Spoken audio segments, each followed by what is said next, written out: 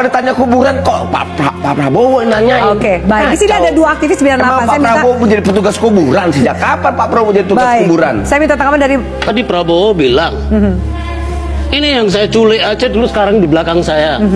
Yang paling kalimatnya adalah nyatanya orang yang saya dulu ditahan, yang katanya saya culik sekarang ada di pihak saya. Itu kalimat. Kan tadi dibilang tendensius. Kalau saya bilang emang tendensius ke Prabowo. Memang selalu dia, kok ditanyakan terus lah, kalau dia nggak jago lagi, nggak maju lagi, ya nggak ada pertanyaan itu. Jadi ini pertanyaan memang khusus. Nggak, dia bilang atau tidak? Itu politis atau tidak?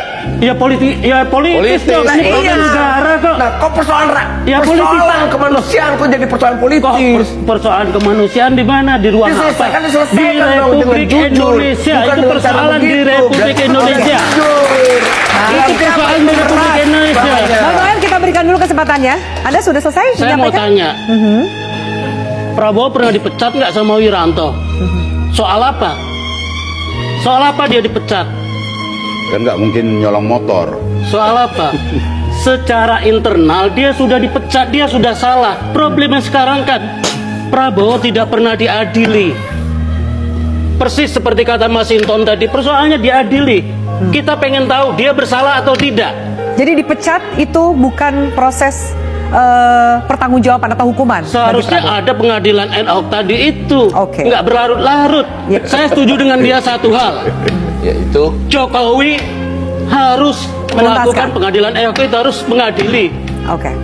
Masih ada waktu. Soalnya Jokowi sendiri yang waktu dia terpilih jadi presiden, dia bilang dia akan menyelesaikan kasus ini. Terutama ada Wiji Tukul yang orang Solo, yang Jokowi ini pernah jadi wali kota Solo. Sampai hari ini nggak ada. Jadi ada benernya. Menyelesaikan kasus besar selalu tidak mudah karena tadi tersangkut orang-orang yang powerful. Ada bawaan sifat hipokrit juga loh. Misalnya ya, pada saat kita bersama-sama maju gitu, itu nggak dipersoalkan. Tapi kalau nanti Anda bisa pasangan, dipersoalkan. Oke, saya punya cerita. Waktu habis Pilpres 2014, saya dan sejumlah teman bertamu ke Bu Sumarsih, bapaknya Wawan. Wawan itu salah satu korban Semanggi, teman kami, mahasiswa Atmajaya. Kami bertamu di rumah, ngobrol ini dan tentu teman-teman punya harapan besar bahwa dengan terpilihnya Pak Jokowi, pemerintahan baru yang sipil dan semangatnya nggak punya beban masa lalu terkait kekerasan militer, tentu berharap bahwa kasus misal Semanggi dan yang lain-lain diselesaikan. Saya termasuk orang mungkin satu-satunya yang waktu itu menyampaikan kepada Bu Sumarsih bahwa jujur aja saya tidak yakin, Bu, bahwa kasus Semanggi akan bisa benar-benar diselesaikan. Bukan karena saya tidak percaya Pak Jokowi, tapi karena saya punya pikiran bahwa kasus yang melibatkan orang-orang yang powerful selalu tidak mudah, dan kemudian mereka yang berkuasa menghindari resiko bertarung sama orang-orang yang powerful ini. Itu yang saya sebutkan. Jadi ada kepentingan pribadi dan kelompok yang juga dilindungi. Ya, butuh komitmen kuat penyelesaian kasus HAM itu. Tapi kok jadi pesimis kalau kemudian kita bertarung pada kekuasaan, ribet dan lain-lain. Apa yang disampaikan Sinton itu betul sekali.